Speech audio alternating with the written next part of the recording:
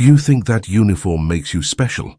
Captain Harrison sneered, his hand resting on his holster, as 6 officers surrounded 35-year-old Black Army veteran Sarah Mitchell. In my town, you're just another... His words died in his throat as 2 massive German shepherds emerged behind Sarah with military precision, their tactical vests bearing Special Forces insignia that made Harrison's face drain of color. What happened next would expose how far corrupt police would go to silence a veteran who dared to file a complaint, and how her military training would turn their intimidation into their worst nightmare. Before we dive into this incredible story, where are you watching from today? Hit that like button and subscribe if you've ever witnessed injustice and wanted to see it confronted. The way these officers react when they realize who they're really dealing with will leave you speechless. The morning sun cast long shadows across Sarah Mitchell's 8-acre ranch in rural Texas as she tended to her vegetable garden. The same methodical precision she'd used to maintain equipment in Afghanistan now applied to nurturing tomatoes and peppers. At 35, the former Army Special Forces sergeant had built a peaceful existence far from the battlefields, where she'd earned 2 Purple Hearts and a Bronze Star.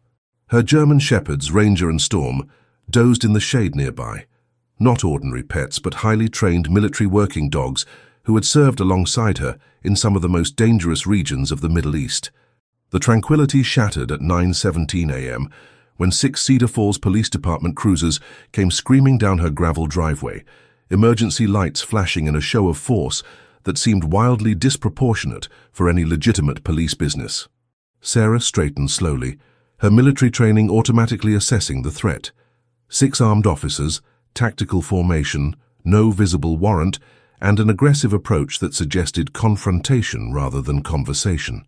Leading the formation was Captain Marcus Harrison, a 22-year veteran whose reputation in Cedar Falls preceded him like a dark cloud. In his 2 decades on the force, Harrison had accumulated more civilian complaints than any other officer, 13 formal accusations of excessive force, all mysteriously dismissed by Police Chief Robert Thompson, who happened to be Harrison's brother-in-law. His narrow face and cold gray eyes had become symbols of everything wrong with policing in their small Texas community. Sarah removed her gardening gloves deliberately, keeping her movements controlled, despite the adrenaline flooding her system. Through years of combat experience, she'd learned that panic was the enemy of survival. With a subtle hand signal invisible to the approaching officers, she alerted Ranger and Storm to shift into defensive positioning, not aggressive, but ready. "Sarah Mitchell," Harrison called out, not bothering to mask the contempt in his voice as he approached with his hand resting meaningfully on his service weapon. "We need to have a word with you." The other 5 officers, Rodriguez, Delaney, Patterson, Curtis, and Brooks, spread out in a tactical semicircle designed to prevent escape routes. Sarah recognized the formation from her own military training, but this wasn't a battlefield operation. This was intimidation on private property, and she knew exactly why they were here. 3 weeks earlier, Sarah had witnessed Harrison and 2 other officers brutally arrest Marcus Williams, a 19-year-old black college student, outside the Cedar Falls Community Center. The young man's only crime had been walking to his car after basketball practice while black. When Harrison slammed the teenager's face into the hood of his patrol car, breaking his nose, Sarah had done what her military oath demanded. She documented the abuse and filed a formal complaint with the county sheriff's office, bypassing the police chief she didn't trust. "Good morning, officers," Sarah replied evenly, her voice carrying the steady authority she'd used to command troops under fire. "How can I help you?" Harrison stopped 10 feet away, his posture aggressive and invasive. Behind him, the youngest officer, Rodriguez, shifted uncomfortably, his expression suggesting he wasn't entirely comfortable with whatever they'd come to do. "We've received reports of suspicious activity on this property," Harrison announced, the standard blanket excuse used to justify harassment throughout American history. "We're here to investigate." Sarah took a measured breath, her grandfather's voice echoing in her memory. Thomas Mitchell, a Korean War veteran, had returned home to a country that refused to serve him in the same restaurants where he'd fought to defend. "They want your anger," he'd told her when she enlisted. "Don't give them what they want."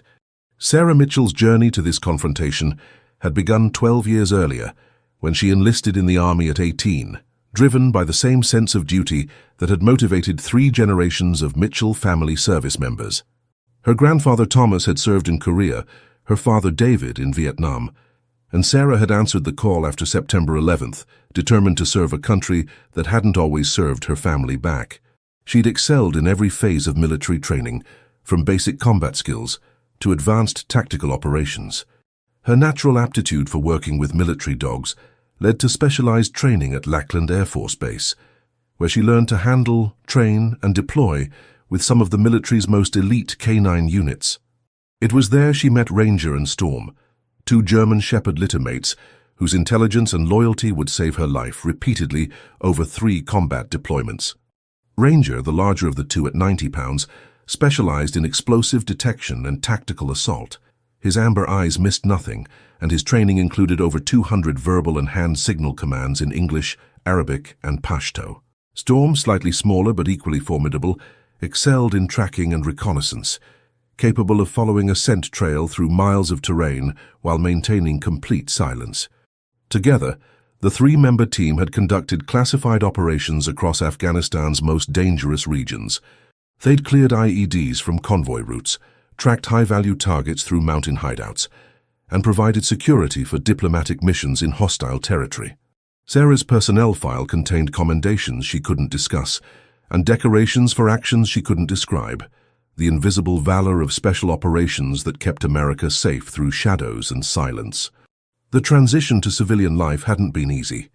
Like many veterans, Sarah struggled with PTSD, hypervigilance, and the challenge of finding purpose in a world that seemed trivial compared to life-and-death combat missions.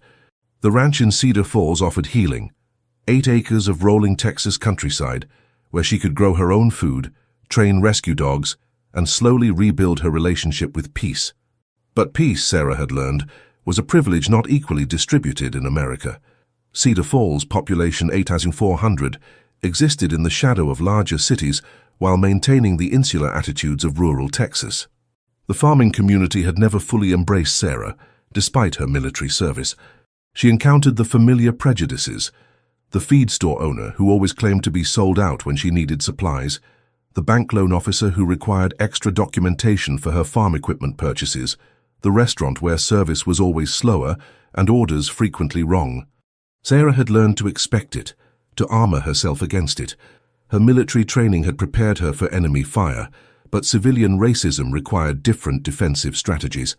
She chose isolation over confrontation, building a self-sufficient life that minimized her need to interact with people who saw her uniform as insufficient protection against their biases. The ranch itself was a testament to her self-reliance. Solar panels powered the main house, a well provided fresh water, and her greenhouse supplied vegetables year-round. She'd converted the largest barn into a training facility where she worked with rescue dogs, using military techniques to rehabilitate animals with trauma, therapy for both the dogs and herself. Ranger and Storm lived as both companions and partners, their military training intact, but their purpose transformed from warfare to protection. They maintained the discipline of their special operations background while adapting to civilian life alongside their handler. Their daily routine included physical conditioning, mental exercises, and the constant vigilance that had kept them alive in combat zones. What the approaching police officers didn't understand was that Sarah Mitchell wasn't just a veteran. She was a weapons system trained by the United States military and refined by 3 years of combat operations. Ranger and Storm weren't pets. They were force multipliers with capabilities that exceeded most human soldiers. The quiet black woman tending her garden represented more tactical training and combat experience than all 6 approaching officers combined. "Suspicious activity is a pretty vague accusation, Captain Harrison," Sarah replied, her voice maintaining the calm authority she'd used in crisis negotiations with Afghan tribal leaders. "I'd be happy to answer any questions, but I'd like to see a warrant before you come any further onto my property." Harrison's face darkened at the request, the familiar anger of authority challenged by someone who knew her rights. Behind him, the other officers shifted positions, spreading out in what Sarah recognized as a tactical formation designed for confrontation rather than conversation. "We don't need a warrant when we have probable cause," Harrison snapped, his patience already wearing thin. Multiple reports of suspicious individuals coming and going from this property at odd hours. Sarah mentally reviewed her recent visitors. Dr. Martinez, the veterinarian who treated Ranger and Storm monthly. Father Williams from the Methodist Church, who brought communion to homebound veterans. And Miguel Santos, a fellow Army veteran who delivered fresh bread every Sunday after his wife's bakery closed. All upstanding community members, none likely to trigger suspicious individual reports unless the suspicion was based purely on their association with her. Captain Harrison, Sarah said, drawing on years of diplomatic training, I respect law enforcement, but you know as well as I do that you need specific evidence of criminal activity to justify searching private property without a warrant. I'm not aware of any emergency that would override constitutional protections. The flash of rage in Harrison's eyes confirmed what Sarah already suspected. This wasn't about suspected criminal activity. It was retaliation for her complaint against him. 3 weeks had passed since she'd filed the formal report detailing his assault on Marcus Williams, complete with video evidence and witness statements. The complaint had bypassed Chief Thompson and gone directly to the county sheriff's office, where it couldn't be buried or dismissed through family connections. Boys, Harrison said without taking his eyes off Sarah, let's have a look around. Ms. Mitchell here might be hiding something worth finding. 2 officers immediately headed toward her barn, while another approached the greenhouse. Sarah felt her chest tighten as they trampled through her carefully tended vegetable rows. One officer, deliberately kicking over a basket of freshly harvested tomatoes. The red fruit burst on impact, juice seeping into the soil she'd spent months nurturing. I do not consent to a search of my property, Sarah stated firmly, her military training taking over as she assessed the escalating threat. Either produce a warrant or leave immediately. The officers ignored her, pulling open barn doors and rummaging through equipment with deliberate carelessness. One knocked over a memorial display case containing her military decorations, letting the Purple Hearts and Bronze Star scatter across the concrete floor. Another yanked tools from their organized positions, creating chaos that would take hours to restore. The destruction wasn't random or accidental. It was psychological warfare designed to provoke her into a reaction they could use to justify escalation. Sarah recognized the tactic from interrogation training, the deliberate destruction of personal items, to break down resistance and create emotional vulnerability. Officer Rodriguez, the youngest of the group, hung back from the destruction with visible discomfort. His nameplate identified him as a rookie, probably not yet fully indoctrinated into the department's culture of abuse. His eyes darted between his colleagues and Sarah, his posture hesitant rather than aggressive. Sarah reached into her pocket and activated a small recording device, a precaution she'd started carrying after her first encounter with Cedar Falls law enforcement.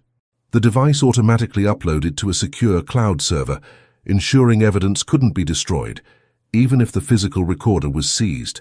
Through the kitchen window, she could see Ranger and Storm maintaining their positions, invisible to the officers but alert to every movement and sound.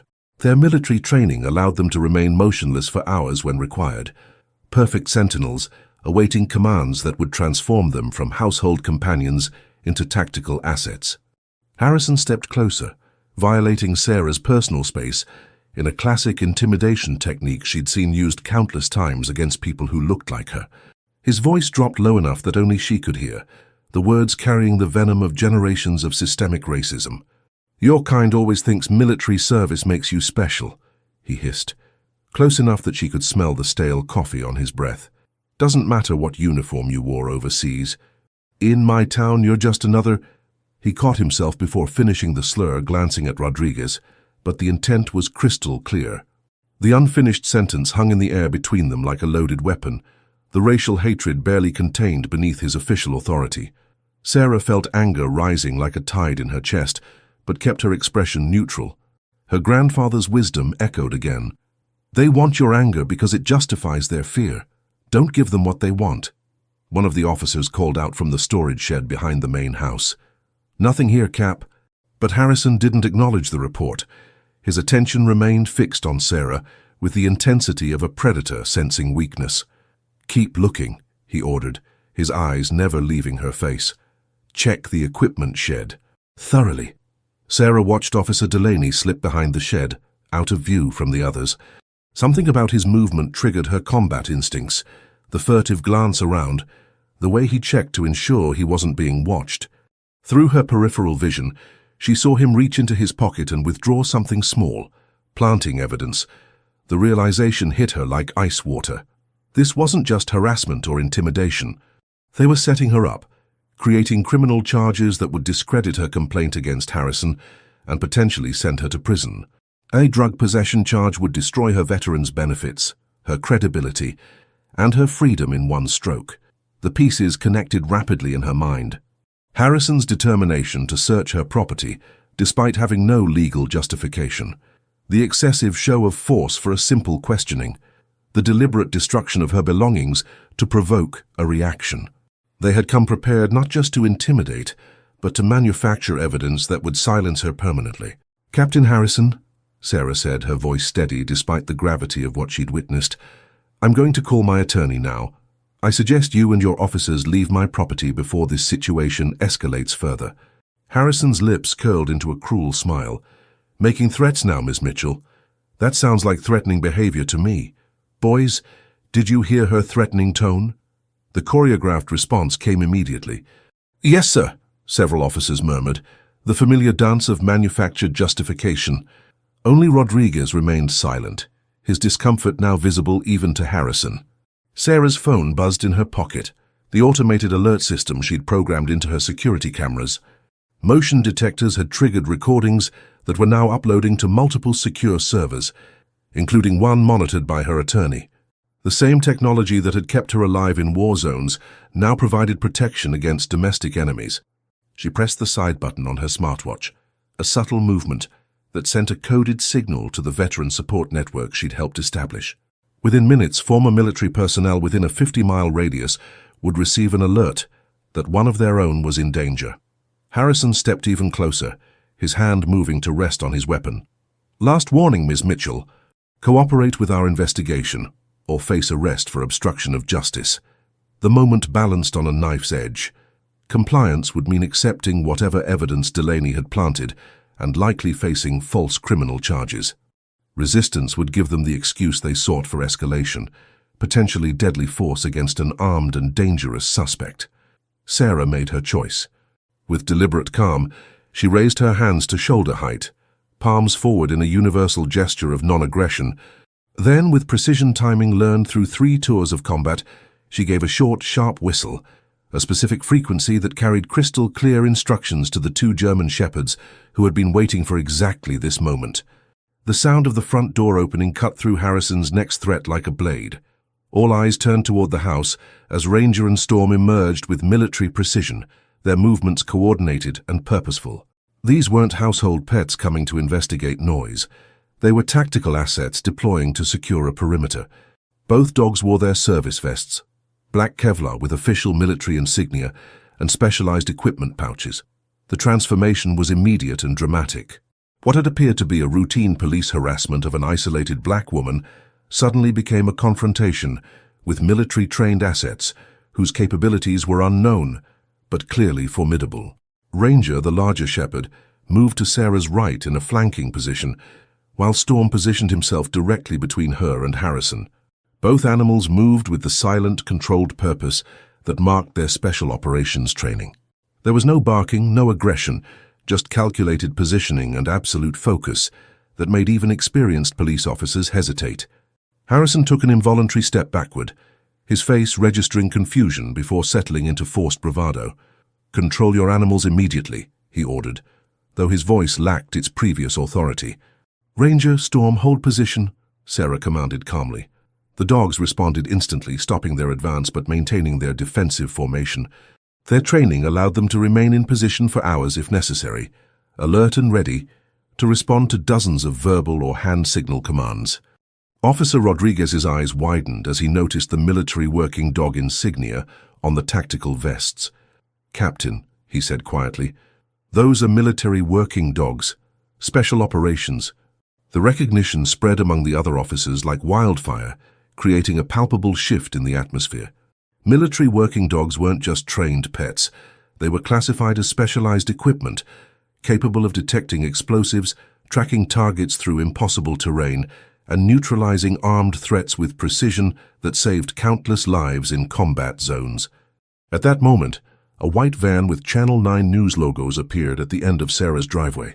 The automated alert system had notified not just veterans and her attorney, but also local media contacts programmed to respond when multiple police vehicles remained on a veteran's property for more than 20 minutes. Harrison turned at the sound of tires on gravel, his expression darkening when he saw the news van. "Who called them?" he demanded of his officers. Amanda Parker, an investigative journalist known for her coverage of police misconduct, stepped out with a camera operator already recording. "Good morning," she called out confidently. "Amanda Parker, Channel 9 News. We received an anonymous tip about police activity at a veteran's residence. Mind if I ask what's happening here?" Harrison moved to intercept her. "This is an active police investigation. You need to leave immediately." "We're on a public access road, Captain," Amanda replied, standing her ground. "We have every right to document police activity from this position." She raised her camera, capturing the scene of 6 officers surrounding a single black woman on her own property. "Are you executing a warrant today?" The presence of news cameras clearly agitated Harrison, who gestured for 2 officers to block the reporter's view. The choreographed response revealed how rehearsed these confrontations had become. Intimidate the target, control the narrative, and eliminate witnesses. But Sarah's security system had already created witnesses beyond Harrison's control. The footage was uploading to servers her attorney monitored, creating an electronic paper trail that couldn't be intimidated or silenced. Rodriguez stepped forward, surprising his colleagues. "Captain, dispatch just called about a multi-vehicle accident on Highway 287. Multiple units needed." Harrison didn't even acknowledge him. "They've got patrol cars for that." "Sir," Rodriguez persisted, his voice stronger now, "don't you think we should—" "Did I ask for your opinion, Rodriguez?" Harrison snapped. "Focus on why we're here." The young officer fell silent, but his intervention had served its purpose. He'd created a record of alternatives, documented Harrison's determination to continue the harassment despite legitimate police business elsewhere. What Harrison didn't know was that Officer Rodriguez had been documenting the department's systematic harassment for weeks, building a case that went far beyond this single confrontation. 3 months earlier, Rodriguez had witnessed his first property improvement operation, Harrison's term for the targeted harassment campaigns designed to force minority landowners to sell their properties. The pattern was always the same: fabricated complaints, warrantless searches, planted evidence, and escalating intimidation until families abandoned their homes rather than face continuing persecution. What Rodriguez had initially assumed were isolated incidents of bad policing was actually a coordinated conspiracy involving the police department, city officials, and private development interests. The target area surrounded the planned location of a massive lithium mining operation, a billion-dollar project that required acquiring hundreds of acres of privately owned land. While most property owners had been successfully pressured into selling at below-market prices, a few holdouts remained, primarily Black and Latino families whose roots in the community ran deeper than corporate greed. Sarah Mitchell's ranch sat directly in the center of the proposed mining zone, her 8 acres representing some of the most valuable real estate in the entire project. Previous attempts at purchase had been rebuffed. Sarah had no interest in selling the land where she'd built her new life. The development company had escalated to unofficial pressure tactics, using their connections with local law enforcement to create conditions that would force her departure. Chief Thompson's brother-in-law, Marcus Thompson, served as the primary intermediary between the mining company and local officials. Through a complex network of shell corporations and political donations, money flowed from the development project into police department, training funds, and equipment upgrades that somehow found their way into personal accounts. Harrison had received over $50,000 in the past year through various unofficial channels, consulting fees, equipment sales, and mysterious bonuses that coincided with successful property acquisitions. The more families they forced out, the larger the rewards became. Rodriguez had stumbled onto the conspiracy accidentally while processing evidence from one of Harrison's previous investigations. A thumb drive found in a suspect's possession contained financial records that should have been irrelevant to the drug charges, but Rodriguez's curiosity led him to examine the files. What he found was a detailed accounting of payments made to police personnel, including his own captain's bank account numbers. The young officer faced an impossible choice: expose corruption and destroy his career, or stay silent and become complicit in systematic abuse. His decision was made easier by witnessing the human cost of the conspiracy. Families torn apart, elderly residents forced from homes they'd owned for decades, and children traumatized by repeated police harassment. Rodriguez had begun secretly recording conversations, copying documents, and building a comprehensive case against his own department. His evidence showed that Sarah Mitchell was just the latest target in a campaign that had already displaced 7 families and stolen over 200 acres of private property. The mining company, Apex Extraction Industries, had used similar tactics in 4 other states, always operating through local intermediaries to maintain plausible deniability. Their business model depended on acquiring resource-rich land at far below market value, then extracting billions in minerals while leaving environmental devastation behind. Sarah's military background made her a particularly challenging target. Unlike previous victims, she understood surveillance, documentation, and legal procedures. Her veterans' networks provided resources and support that isolated families lacked. Most dangerously for Harrison, she knew how to fight back effectively. The complaint she'd filed against Harrison for his assault on Marcus Williams had triggered an investigation that threatened to expose the entire conspiracy. County investigators, working outside Chief Thompson's influence, had begun asking questions about patterns of harassment and the unusual number of property seizures near the mining site. As Rodriguez watched the confrontation escalate, he realized this would be Harrison's final attempt to silence Sarah Mitchell through intimidation. If this failed, the conspiracy would move to more desperate measures. "My dogs are trained federal assets," Sarah stated, her voice carrying the authority of her military rank without raising its volume. "They respond to over 100 verbal and non-verbal commands. They're currently in defensive positioning only." The implication was clear to anyone with law enforcement or military background. These animals could switch from defensive to offensive tactics with a single word from their handler. Harrison's hand hovered uncertainly near his weapon, caught between escalation and retreat. "This is intimidation of police officers," Harrison attempted, though the accusation sounded hollow even to himself. 6 armed men surrounding one woman on her own property while claiming to be intimidated defied common sense. Rodriguez surprised everyone, including himself, by speaking up. "Sir, this is literally the opposite of intimidation.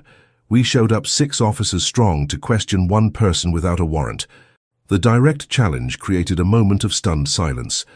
Harrison's authority, already undermined by the presence of military dogs and news cameras, cracked further when his own officer questioned his tactics.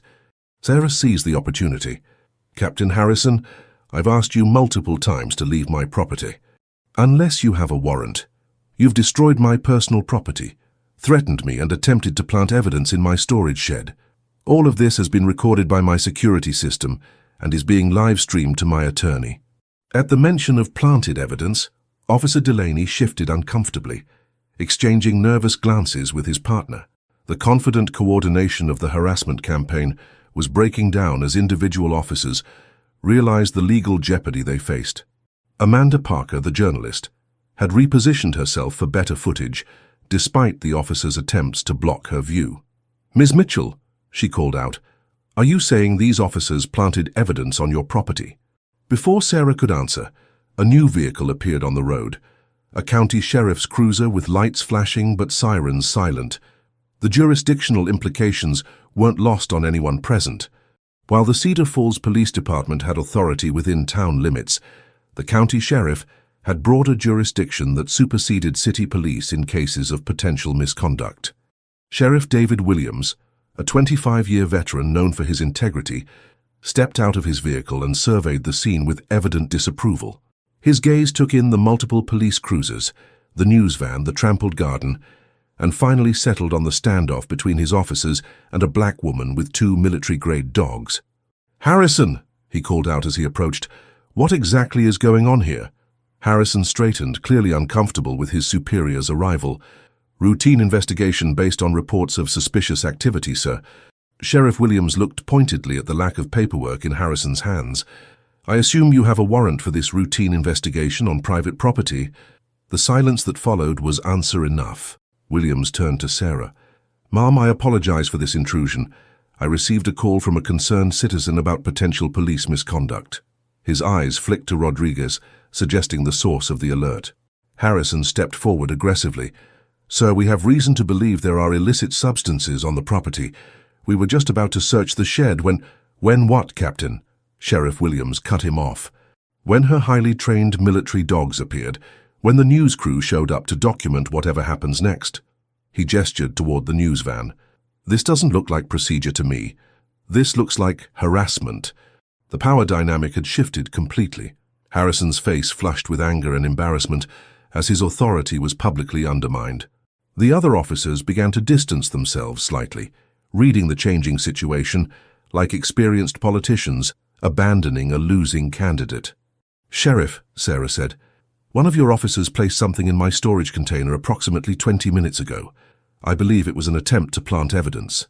Sheriff Williams' expression darkened. "That's a serious accusation.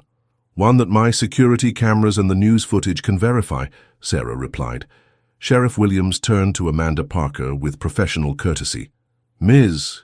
Parker, I presume you have footage of everything that's transpired here?" The journalist nodded confidently. "Rolling from the moment we arrived, Sheriff. I'll need a copy of that footage as evidence." Williams looked back at Harrison with barely contained anger. "Captain, I'm ordering you and your officers to stand down and return to the station immediately. There will be a full investigation into this incident." Harrison's jaw tightened with rage. "With all due respect, Sheriff, you're interfering with a police operation." "I know, Captain," Williams replied firmly. "I'm preventing what appears to be a clear violation of constitutional rights and potential evidence tampering. We'll discuss this further at the station." He turned to the other officers. "All of you, back to your vehicles now." "That's an order." The officers hesitated, caught between their direct superior and the county sheriff who technically outranked him. One by one, they began retreating toward their cruisers, leaving Harrison increasingly isolated. Rodriguez lingered, approaching Sheriff Williams with obvious relief. "Sir, there's something you need to know about the department's recent activities. This isn't an isolated incident." Before Harrison could object, Rodriguez continued. "I have documentation of a pattern targeting minority property owners near the proposed mining site. Bank records, recorded conversations, evidence of systematic harassment. The revelation hit like a bombshell. What had appeared to be individual prejudice was actually organized conspiracy with economic motivations." Sheriff Williams' expression grew grim as the scope of the corruption became clear. "Rodriguez, are you willing to make an official statement about this?" The young officer straightened his shoulders. "Yes, sir. I have a family to protect, but I won't be part of this anymore." Sarah's phone buzzed with an encrypted message from an unfamiliar number. "Sentinel protocol activated. Assets inbound. Hold position." The Sentinel protocol was an informal network of veterans that Sarah had helped establish after Marcus Williams, a decorated Marine, was killed by police during a routine traffic stop in Arizona. Using encrypted communications and leveraging military connections, veterans monitored threats against their own and responded when fellow service members faced danger. Within minutes of Sarah's automated alerts, 2 pickup trucks appeared on the road, driven by men and women Sarah recognized from local veteran support groups. They parked at a respectful distance, simply establishing presence without interference. More would arrive soon, a show of solidarity that sent a clear message to Harrison and his remaining supporters. Harrison noticed the new arrivals with growing alarm. "What is this? Some kind of militia gathering?" "Fellow veterans," Sarah replied calmly. "Word travels fast when one of our own is in trouble." Sheriff Williams observed the veteran's arrival with understanding. He'd served in the army before joining law enforcement and recognized the brotherhood that transcended civilian divisions. A black SUV with government plates pulled into the driveway. 2 men in suits emerged, their bearing unmistakably military despite civilian clothes. "Ms. Mitchell," the taller one called out, showing credentials as he approached. "Agent Roberts, Department of Defense. We received an alert about potential harassment of a former Special Operations asset." The speed of the response confirmed what Sarah had suspected. The Sentinel protocol had support from within the military structure itself, unofficial but effective protection for veterans facing persecution. Agent Roberts surveyed the scene with professional efficiency. I see the situation is under control, but we'll be documenting everything for our records. Interference with military veterans, particularly those with classified backgrounds, falls under federal jurisdiction when civil rights violations are involved. Harrison's face went pale as he realized the local conspiracy had attracted federal attention. What had begun as routine harassment was transforming into a multi-agency investigation that would be impossible to cover up or dismiss. The balance of power had shifted completely, and everyone present knew it. Agent Roberts surveyed the scene with the practiced eye of someone accustomed to complex operations. The arrival of federal agents transformed what Harrison had intended as isolated intimidation into a documented civil rights investigation with national implications. "Sheriff Williams," Roberts said, extending his credentials, "we appreciate local cooperation in protecting our veterans. Ms. Mitchell's service record includes classified operations that make her harassment a matter of national security interest. The revelation that Sarah's military background involved classified work added another layer of federal jurisdiction to the already complex situation."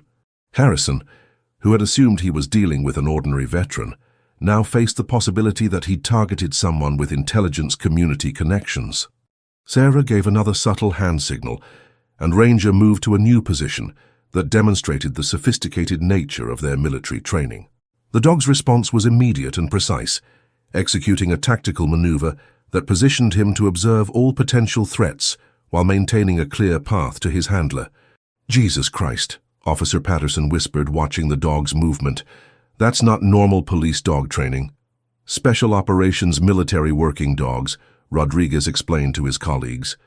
"They're trained for counter-terrorism and high-value target operations, probably worth more than our annual budget." The other officers began to truly understand what they'd stumbled into. This wasn't harassment of a random citizen, but interference with military assets trained at the highest levels of American special operations. Harrison, however, was too invested in the operation to retreat. Years of successful intimidation campaigns had convinced him that authority and aggression could overcome any resistance. His hand moved closer to his weapon as desperation replaced confidence. "This is still a local police matter," he insisted, his voice rising. "Federal agents don't have jurisdiction over criminal investigations in my town." Agent Roberts studied Harrison with the cold assessment of someone who had dealt with much more dangerous threats than corrupt small-town police. "Captain, when local law enforcement targets military veterans through systematic harassment, plants evidence, and violates constitutional rights, it becomes a federal civil rights case. We're not here to interfere, we're here to document and protect." A second government vehicle arrived, this one bearing county prosecutor plates. Valencia Anderson, the district attorney known for her aggressive prosecution of police corruption, stepped out with evident purpose. "Sheriff Williams," she called out, approaching with legal documents already in hand. "I have an emergency court order to secure this property as a crime scene pending investigation of evidence tampering and civil rights violations." The prosecutor's arrival signaled that the machinery of accountability was grinding into motion. Harrison's carefully planned intimidation campaign was collapsing into a formal criminal investigation that threatened to expose the entire conspiracy. "I want that storage shed sealed and photographed exactly as it is," Anderson continued, pointing toward the area where Delaney had planted evidence. "Any items discovered inside will be processed as potential evidence of misconduct." Harrison's confidence finally cracked completely. The local operation he'd controlled for years was spiraling beyond his influence, with federal agents, prosecutors, and media all documenting his actions. Sarah's attorney, David Brooks, arrived in his distinctive blue BMW, having received the automated alerts from her security system. His presence completed the circle of accountability that would make cover-up impossible. "Sarah?" Brooks called out, approaching with evident concern. "Are you injured? Do you need medical attention?" "I'm fine, David," she replied, maintaining her composure despite the stress of the confrontation. "But they planted evidence in my storage shed, and I want it documented before anyone can tamper with it." Brooks turned to Prosecutor Anderson with professional recognition. "Valencia, good to see you. I assume you'll want my client's statement about the constitutional violations she's witnessed." "Absolutely," Anderson replied. "This appears to be part of a larger pattern we've been investigating." Your client's testimony could be crucial in building a comprehensive case. The transformation was complete. What had begun as harassment by local police had become a federal investigation, with multiple agencies coordinating to document and prosecute systematic corruption. Officer Rodriguez approached Prosecutor Anderson with visible relief mixed with apprehension. "Ma'am, I have evidence about this case and others. Internal documents, recordings, financial records showing payments from development companies to department personnel." The young officer's cooperation represented the breakthrough Anderson had been seeking for months. Her office had received scattered complaints about police harassment near the mining site, but lacked the insider testimony needed to prove systematic corruption. "Rodriguez," Sheriff Williams said, his voice carrying both authority and encouragement, "are you prepared to testify under oath about what you've witnessed?" "Yes, sir," Rodriguez replied, straightening his shoulders. "I became a police officer to protect people, not to help corporations steal their land. What's been happening here isn't law enforcement. It's organized crime with badges." Harrison's face contorted with rage as he realized the scope of the betrayal. "Rodriguez, you have no idea what you're getting into. There are people involved in this who what, Captain?" Agent Roberts interrupted, stepping closer with obvious interest. "Are you threatening a potential federal witness? Because that would constitute obstruction of justice and witness intimidation, federal felonies." The federal agent's intervention silenced Harrison, but his expression promised retribution. Sarah recognized the look from combat zones, the desperation of cornered enemies who had nothing left to lose. Amanda Parker had repositioned her camera to capture the full scope of the unfolding investigation. This is Amanda Parker reporting live from Cedar Falls, where what began as a routine police visit to a veterans' home has evolved into allegations of systematic police corruption connected to a billion-dollar mining operation. Her live broadcast was already attracting attention beyond the local market. Within minutes, her footage would be picked up by national networks, making containment impossible for the corrupt officials. Storm, who had remained perfectly still during the escalating confrontation, suddenly lifted his head and looked toward the tree line behind Sarah's property.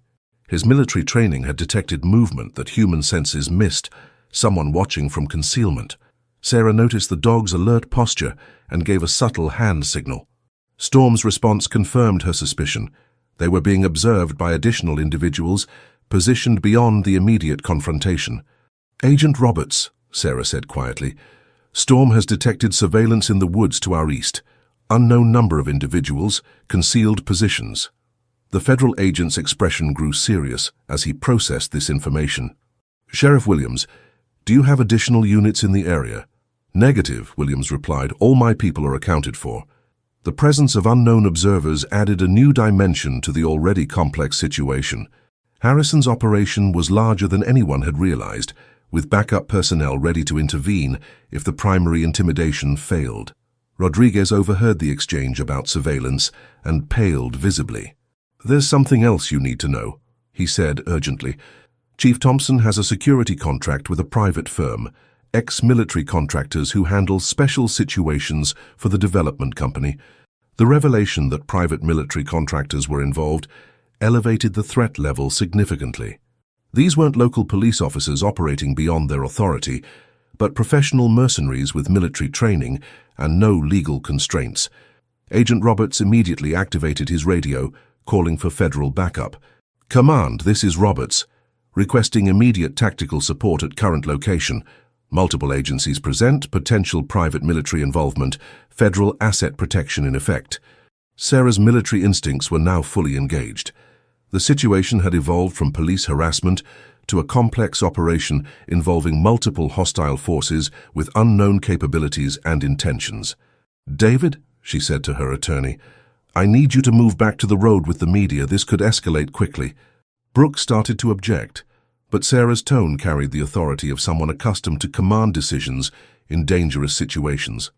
He retreated toward the news van, recognizing that his client's military experience made her better equipped to assess tactical threats. Prosecutor Anderson was already on her phone with the State Attorney General's office, reporting the evolving situation and requesting additional resources. The small-town corruption case was becoming a multi-agency federal investigation with national implications. Harrison watched his carefully constructed operation crumble with growing desperation, his hand moving unconsciously toward his weapon as federal pressure closed around him. "I have no idea what you've started," Harrison said to Sarah, his voice carrying the venom of a man watching his world collapse. "This goes way beyond Cedar Falls. People with real power have invested too much to let some troublemaker with military dogs ruin everything." Agent Roberts stepped forward, his federal authority now fully engaged. "Captain Harrison, that sounds remarkably like a threat against a federal witness. Are you sure you want to continue down this path?" Harrison's laugh was harsh and bitter. "Federal witness? You think Washington cares about one black veteran in rural Texas? The companies behind this operation have contracts worth billions. They have senators and congressmen in their pockets. Your little investigation will disappear the moment it becomes inconvenient." The captain's mask had finally slipped completely, revealing the depth of the conspiracy Sarah had unknowingly challenged. This wasn't just local corruption, but a network of influence that reached into the highest levels of government and industry. Sarah stepped forward, her military bearing evident as she addressed Harrison directly. "Captain, I swore an oath to defend the Constitution against all enemies, foreign and domestic. I didn't realize when I took that oath that some of the domestic enemies would be wearing badges." Her words carried the weight of genuine conviction, the moral authority of someone who had risked her life for principles Harrison had abandoned for money. The contrast was stark, a decorated veteran standing against corrupt officials who had betrayed everything their badges were supposed to represent. "You think your oath means something?" Harrison sneered. "You think the Constitution protects people like you? This country was built by people like me, for people like me. Your military service doesn't change what you are or where you belong." The racist sentiment, finally spoken openly, crystallized everything wrong with Harrison's worldview. His corruption wasn't just financial. It was rooted in a fundamental belief that some Americans deserved rights and protection, while others were legitimate targets for exploitation. Rodriguez, who had remained silent during the exchange, finally found his voice.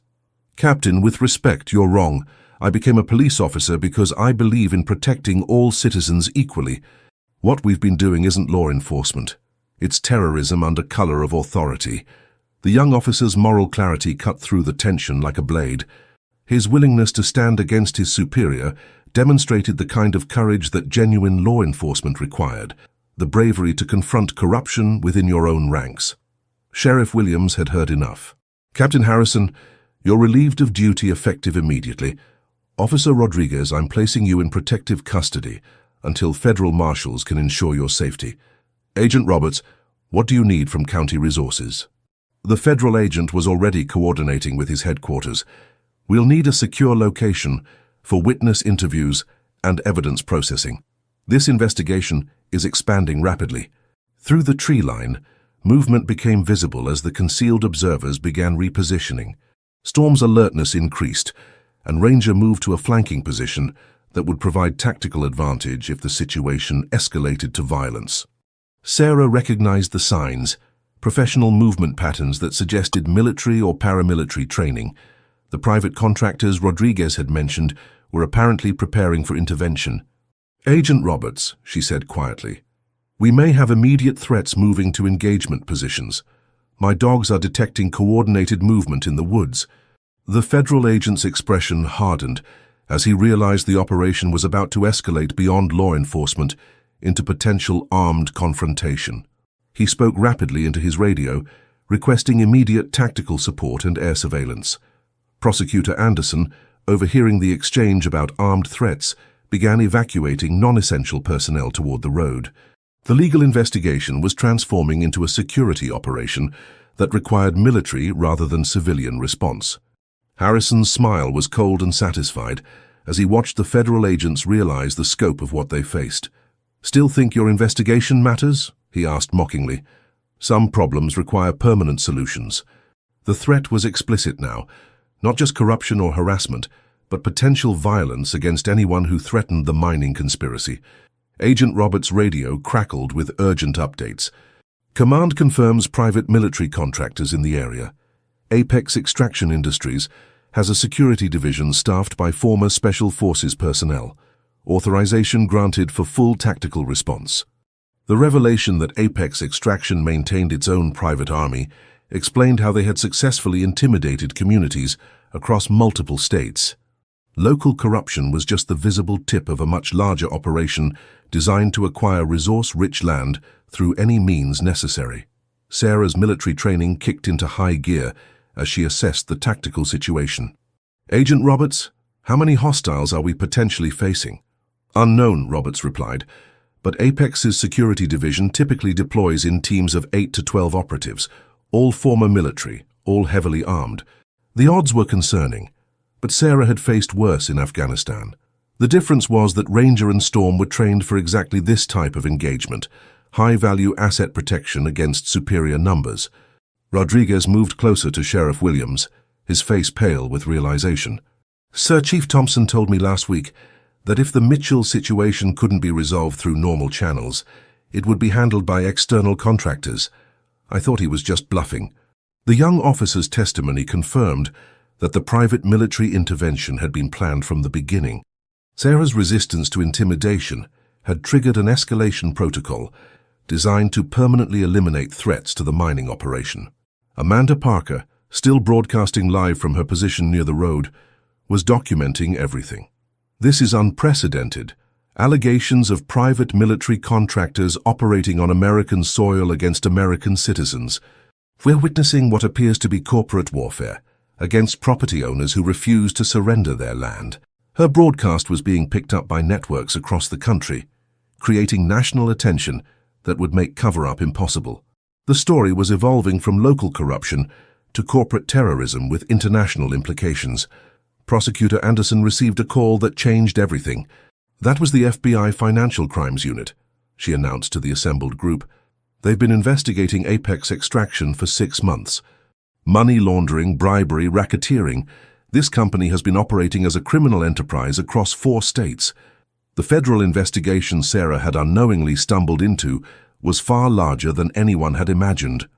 Her harassment wasn't an isolated incident, but part of a systematic criminal conspiracy that had been under federal surveillance for months. "Ms. Mitchell," Agent Roberts said, "your complaint against Captain Harrison provided the missing link our investigators needed. The pattern of local police harassment connected to property acquisition gave us the evidence to prove systematic racketeering." Sarah's decision to stand up against Harrison's abuse had inadvertently exposed a billion-dollar criminal enterprise. Her military training and refusal to be intimidated had protected not just herself, but communities across multiple states. Through the trees, the first tactical teams became visible, federal agents in full combat gear moving to establish a perimeter around the suspected contractor positions. The situation was transitioning from law enforcement investigation to military operation. Harrison's confidence finally cracked as he realized the scope of federal response. "This is insane," he muttered. "It's just a mining operation, just business." "Just business that requires private armies and corrupt police?" Sarah asked pointedly. "That's not business, Captain. That's organized crime." The sound of helicopters overhead announced the arrival of federal tactical support. Within minutes, the isolated ranch had become the center of a major federal operation designed to dismantle a criminal conspiracy that threatened constitutional rights across multiple states. Rodriguez looked up at the helicopters with obvious relief. "I thought I was alone in this. I thought no one would care about what was happening in a small town like Cedar Falls." "You were never alone," Agent Roberts assured him. "The federal government takes very seriously any conspiracy to violate civil rights under color of authority. What you've helped expose will protect countless other communities." The transformation was complete, from local harassment to federal civil rights case to dismantling a multi-state criminal enterprise. The federal tactical team's swift deployment sent a clear message through the concealed contractors in the woods.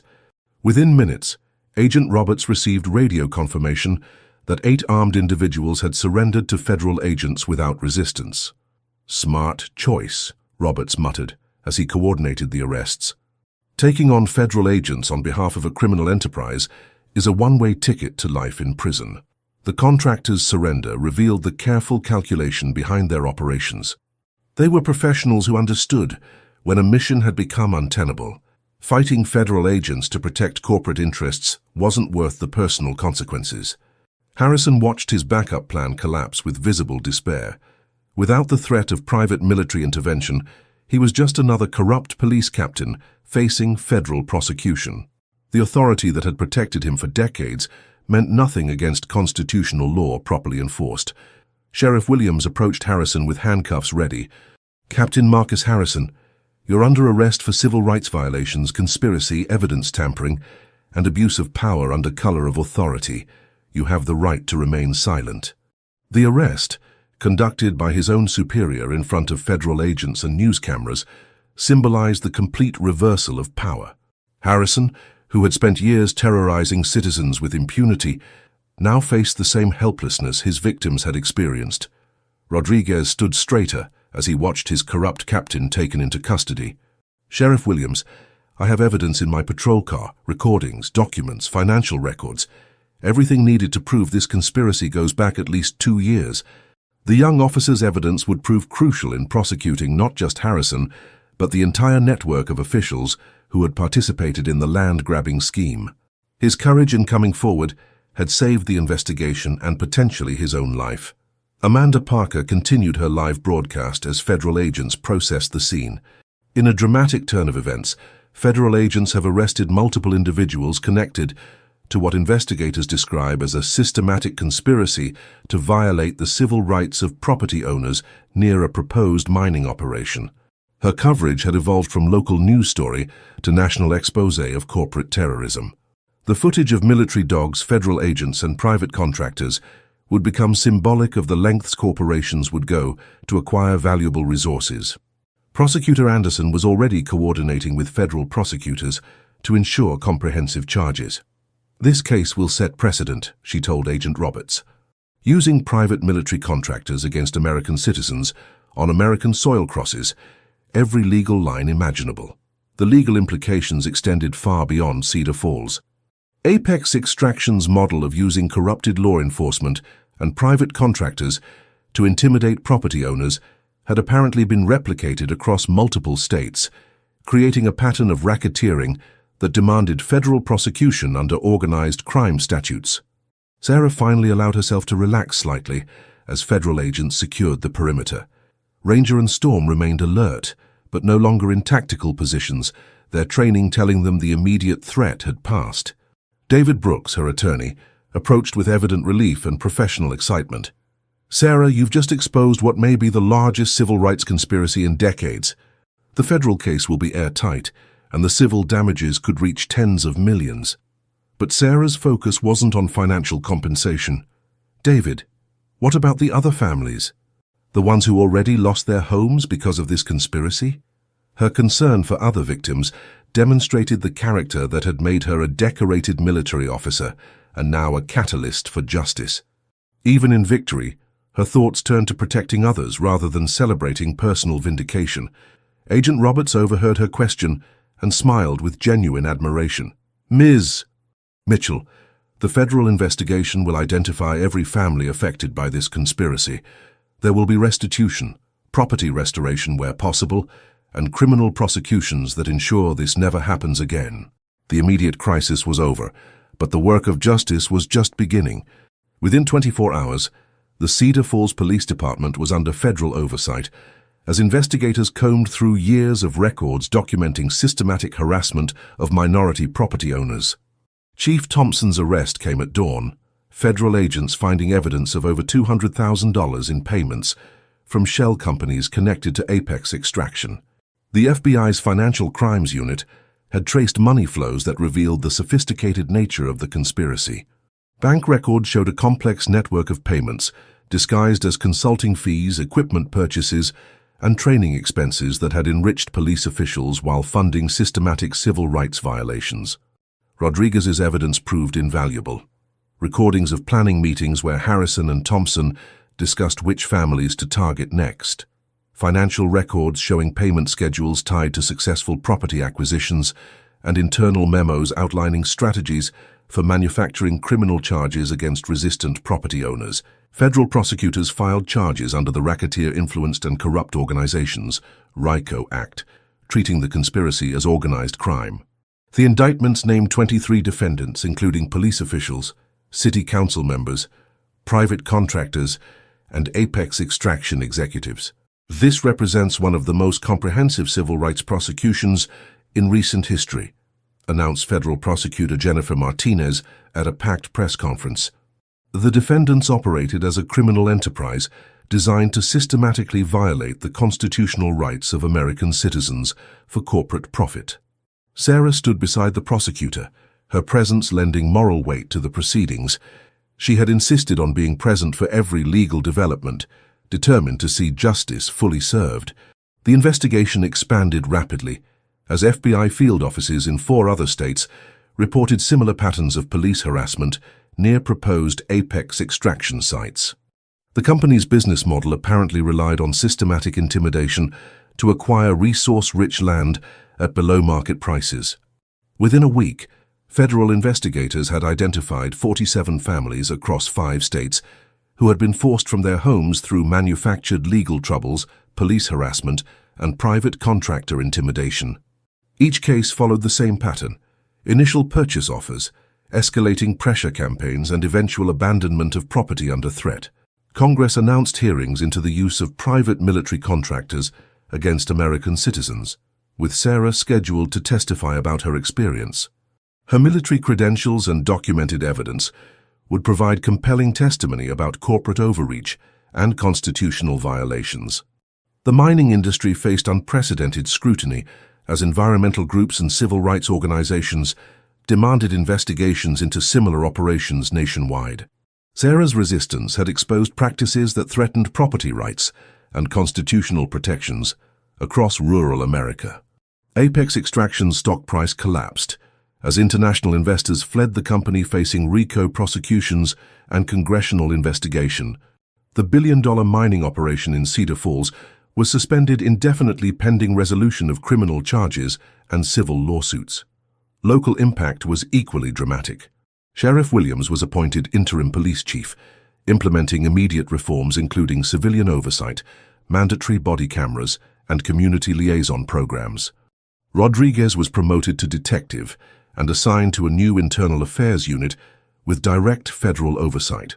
The veteran support network that had responded to Sarah's emergency had evolved into a formal organization, Veterans Constitutional Defense, providing legal support and protection for service members facing harassment or discrimination. Sarah served as national coordinator, using her experience to help other veterans navigate threats to their rights. Media attention brought national recognition to Sarah's courage, but she remained focused on systemic change rather than personal celebrity. "This was never about me," she told reporters. "It was about protecting the constitutional rights that military personnel swear to defend." The financial settlements were substantial. Federal courts ordered restitution payments totaling $50 million to affected families, funded by seizure of assets from apex extraction and corrupt officials. More importantly, the legal precedents established would protect future generations from similar corporate terrorism. Sarah used her settlement to expand her ranch into a training center for veterans and their service dogs, creating a sanctuary where former military personnel could heal while preparing to defend constitutional rights in civilian life. Justice, it turned out, was not just about punishment. It was about transformation and prevention. 6 months after the confrontation, the transformation of Cedar Falls was remarkable. The new police department operated under a federal consent decree requiring civilian oversight, mandatory civil rights training, and regular audits of enforcement patterns. What had been a tool of corporate intimidation became a model of community policing.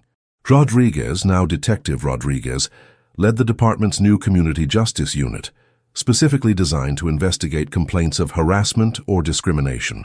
His courage in exposing corruption had earned him respect throughout the law enforcement community, and invitations to speak at police academies nationwide about ethical conduct and constitutional policing. The federal prosecution had resulted in convictions across the board. Harrison received 15 years in federal prison for civil rights violations and racketeering. Chief Thompson got 12 years. Apex extraction executives faced decades behind bars, their corporate criminal enterprise dismantled by federal prosecutors. The legal precedents established in United States v. Apex Extraction Industries became foundational cases in civil rights law. Federal courts ruled that using private military contractors against American citizens constituted domestic terrorism, setting standards that protected communities nationwide from corporate intimidation. Sarah's ranch had become a pilgrimage site for veterans and civil rights advocates. The training facility she'd established processed dozens of veterans annually, teaching both service dog handling and constitutional rights advocacy. Ranger and Storm, now senior training instructors, helped prepare younger dogs for support roles with veterans struggling with PTSD and civilian transition.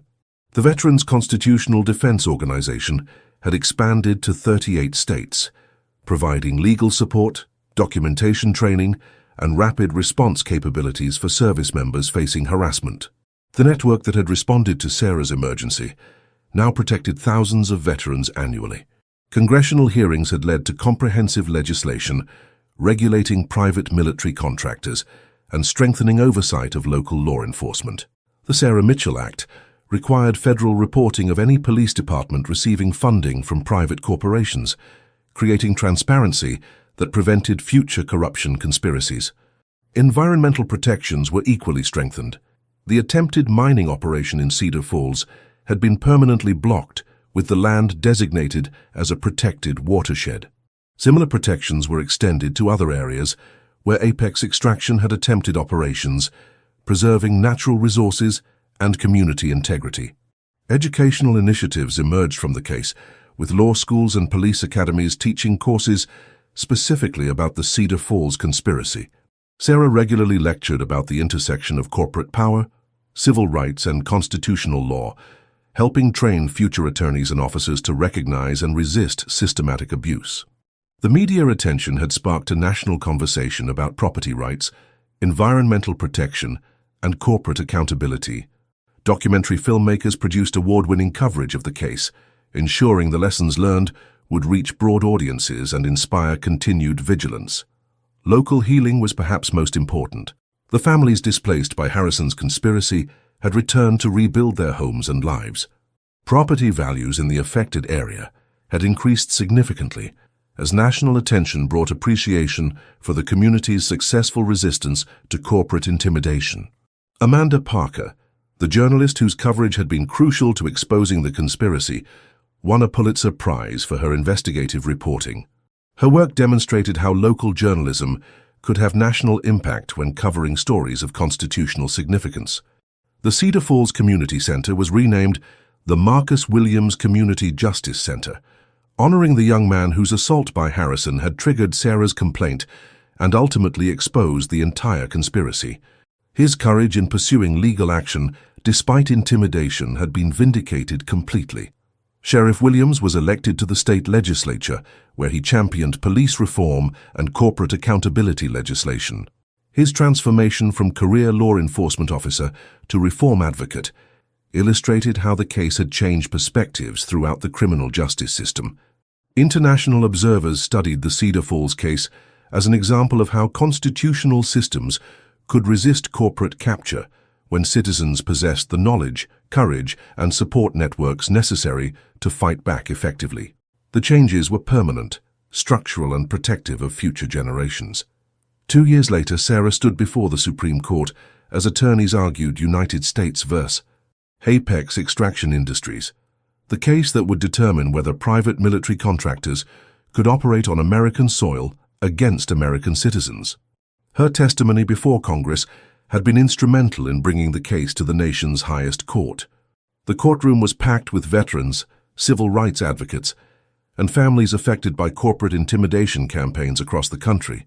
Sarah's individual resistance had become a symbol of constitutional protection against unlimited corporate power. Chief Justice Martinez asked the crucial question: can American corporations hire private armies to intimidate citizens exercising their constitutional rights? The government's attorney answered clearly, "No, Your Honor. The Constitution does not permit private enforcement of corporate interests through militarized intimidation. Such actions constitute domestic terrorism regardless of economic motivations." Apex Extraction's remaining legal team argued desperately that their security operations were legitimate business practices, but the documented evidence of systematic harassment, planted evidence, and private military deployment against civilians had created an irrefutable record of constitutional violations. Outside the courthouse, Sarah addressed a crowd of supporters that included veterans from across the nation, families affected by similar corporate schemes, and activists working to protect property rights and environmental integrity. "This case was never about me or my ranch," she said, her voice carrying the same calm authority that had faced down Harrison's intimidation.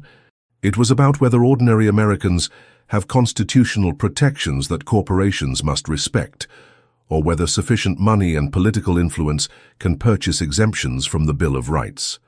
Ranger and Storm, now grey around the muzzles but still alert, sat at perfect attention beside her. Their presence reminded everyone that effective resistance required both moral courage and practical preparation. The court's unanimous decision was announced 3 months later. Private military contractors, operating against American citizens on American soil, violated the Constitution under any circumstances. Corporate interests could not justify domestic military operations, regardless of economic stakes involved. The ruling effectively criminalized the business model that companies like Apex Extraction had used to intimidate communities across rural America. Legal scholars called it the most important property rights decision in decades, establishing constitutional protections that would shield future generations from corporate terrorism. Sarah's personal legacy was equally significant. The Veterans Constitutional Defense Organization she'd founded had protected over 10,000 veterans from harassment and discrimination. The training programs at her ranch had graduated 500 veterans with service dogs and constitutional advocacy skills. The Sarah Mitchell Training Center had become a model replicated in 15 states, creating a network of veteran-operated facilities that provided both healing from military trauma and preparation for civilian rights advocacy. Her integration of PTSD treatment with constitutional education had proven remarkably effective. Rodriguez, now Chief Rodriguez of the reformed Cedar Falls Police Department, had implemented community policing strategies studied by law enforcement agencies nationwide. His department's transformation from tool of corporate intimidation to model of constitutional policing demonstrated that institutional change was possible when guided by ethical leadership. The land that Apex Extraction had tried to steal remained in community hands, converted into a nature preserve that honored both environmental protection and property rights. Hiking trails passed markers explaining the constitutional history of the area and the successful resistance to corporate intimidation. As Sarah concluded her remarks outside the Supreme Court, a young black girl in the crowd called out, "What should I do if someone tries to take my family's house?" Sarah smiled and knelt to the child's level. "You learn your rights. You document everything. You find allies who share your values, and you never surrender what belongs to you. Most importantly, you remember that the Constitution protects all Americans equally, including you." The child nodded solemnly, absorbing a lesson that would serve her throughout life. Sarah's story had become part of American history, teaching future generations that individual courage, constitutional knowledge, and community solidarity could defeat even the most powerful corporate interests. The legacy was not just legal precedent, but inspiration for continued vigilance in protecting American democracy from those who would purchase constitutional exemptions with sufficient money and influence. What would you do if faced with systematic harassment for defending your constitutional rights? Comment below if you believe private military contractors should never operate against American citizens, or if you've seen the power of community organizing to resist institutional corruption. Like this video if you support veterans who stand up for constitutional rights, even when facing overwhelming opposition. Subscribe for more stories of courage and constitutional protection in the face of corporate intimidation. Share with someone who needs to be reminded that individual resistance can expose systematic corruption and create lasting change. Thank you for joining this important conversation about protecting American democracy from those who would subvert it for profit.